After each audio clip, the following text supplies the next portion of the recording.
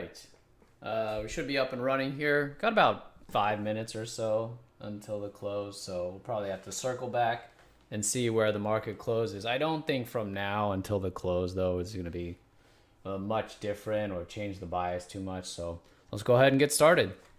Good afternoon. This is Ifan from the Strategic Day Trader, and this is your market wrap for May 24th, 2022. Qs down. Oh, let me see. Yep. Q is down 2.4. SPY down 0.98. And then IWM down 1.75. So, yeah, I guess we were down a lot more. That's why I think I was a little bit surprised that we were still down as much as we are, 2.3%, because of the way that the market's kind of moved up here. We came into today still bearish. Now, we didn't have a market wrap yesterday. There wasn't that much to go over. I had one play, which I will go over here, which ended up being a break-even play. It was just a really slow day. And the situation that we ran into yesterday is identical to the one from the previous week. So unless, you basically wanted to hear me say the same things that I said last week, then, there wasn't really much to go over. So here it is again, just to recap. That was last week, right? We're in this hourly downtrend. The hourly tried to move up and break that downtrend and go higher, okay? But we didn't turn bullish because every other time frame is still bearish, okay? Daily is still in a downtrend. Weekly is still in a downtrend. Monthly still has a broken uptrend and going into this downtrend. So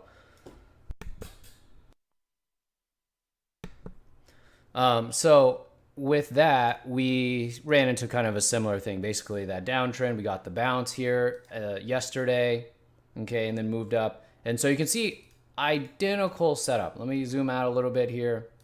So identical kind of scenario here, okay, and I'll highlight this just so it stands out a little bit more, okay. So you can see how after the move down, we move up into resistance. We get the move down, we move back up into resistance, right? And we tried to break out, and we wanted to see, okay, is this breakout going to hold or is it going to fail? Because our expectation is it's more likely to fail because we're in a downtrend. Downtrends, moves up are not sustained. So going into today, we're still bearish, right? That's how we finished up the day yesterday, still bearish. It's basically an hourly sell setup. Daily is still in a downtrend. Weekly is still in a downtrend. Monthly is still a broken uptrend. So coming into today, still bearish. We had a slight gap down, and the gap down got a little bit of follow through here, and then actually got the bounce. So this is probably the more interesting part of today. Is this going to be a higher low here? Okay. Now, the way that this is set up now, if we take out yesterday's high, we can be short-term bullish. Okay, but it's going to be a big move up probably, unless it's a gap up, in which case we need to see kind of the next setup in order to kind of play long either the market or things with the market. Okay, so is this going to be a higher low? Now, the SPY is actually more convincing that this could be a higher low. See how the retracement is closer to 50%, whereas on the Qs here, today's move lower almost took it all the way to the lows, pretty close, okay, especially relative to the SPY. So the SPY is a little bit more convincing that the hourly wants to transition, and then IWM is kind of somewhere in the middle, okay. But the interesting thing about the IWM is that the last move lower, the sell setup, did not get to the lows, whereas the Qs, okay, and the SPY both did. So IWM, as far as the daily goes, showing just a little bit of relative strength. Now, we don't have extreme divergence where, one index is up or clearly in an uptrend and then the others are in a downtrend or something like that. We don't have that kind of divergence. So the divergence is just the Qs showing a little bit of relative weakness to the other two. Okay, so and a lot of that for today is going to be because of the snap, right? So the snap had this big gap down, took a lot of Facebook and Goog and other tech names down with it. So that is the reason for the relative weakness in the Qs, at least for today. All right, so let's go ahead and move on to the plays from today. Right off the bat, Grab had a nice setup here right at the open. That is a 1, 2, 3. Now, just from the chart, the 1, 2, 3 maybe doesn't stand out all that much, but the level 2 is really good. And if you traded with us in the room today, you know that the Grab level 2 was pretty good all throughout the first half of the day. Then another play on the Grab there. So that was the first play. Another play. And then actually, I think I tried this one and it was a little bit hard to get filled on that move there. But that was actually a third play. Another 1, 2, 3. So a 1, 2, 3 is just an igniting move, a pause, an inside bar, and then you play as soon as it breaks the lows that were set by the igniting bar and the inside bar. So entry goes there, stop goes there. In this case, because it's a scalp, you're just, managing off the offer. So if as soon as it breaks the offer, you're out. So first play, and then here's another. See that? 1, 2, 3, 4. So one inside bar, another inside bar. Your entry is as soon as it breaks that low, stop goes over there. But in this case, because it's a scalp, the stop is basically you're just following the offer down. As soon as it breaks the offer, you get out, or it looks like it's going to flip, you get out.